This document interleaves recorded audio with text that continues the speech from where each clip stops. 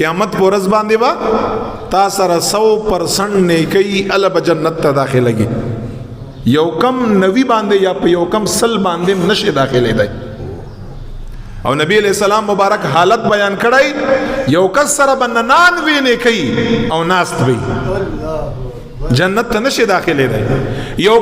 کس سره به داسي چې یو نیکی به ورسره هغه بم بهر ناستی یوې نیکی والا بم بهر ناستی 99 نیکی والا بم بهر ناستی بیا نبی علیہ السلام مبارک فرمایي چې دغه یو نیکی والا بزن سره وای چې زه خو اسم تباہ او برباد ما خدای والا یم سمې کړي نه دي راشه دغه یو نیکی دغه انسان لا ورکړه چې د سل په پوره شي دی خو بلاړ شي کنه چې کله دا یو نیکی 99 والا دا انسان ورکا چې رب لا یزال به فرشتو نه پختنو کوي فرشتو دای مهربان دی که زه مهربان یم دا انسان مان ډیر مهربان دی نن د انسان مهرباني وکړه زما بندل یو نیکی ورکړه بغیر د نیکی پاتې شو زدغه انسان له په دغه نیکی باندې سل نیکی ورکو مرتفع د دم کوټه پوره شو او د دم کوټه پوره شو دواړه جنت ته داخل کړي الله فرمایي ورته فرمایي زما نه زیات نه مهربان چې د دومره د مهربانۍ مظاهره وکړه زه خو رب ما ځکه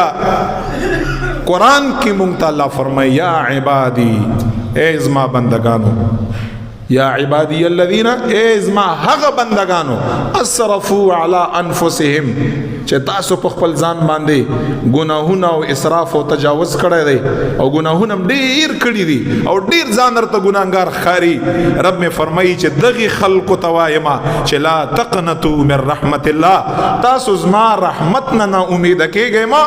ان الله یغفر الذنوب جميعا زارت اعلان کوما چې تما ته توبه او با سزبستا هر یو ګناه معاف کوم الله فرمایي انه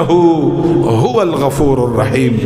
ډیر بخون کوي ډیر رحم کوونکی رب دې د زمونږ د ستاسو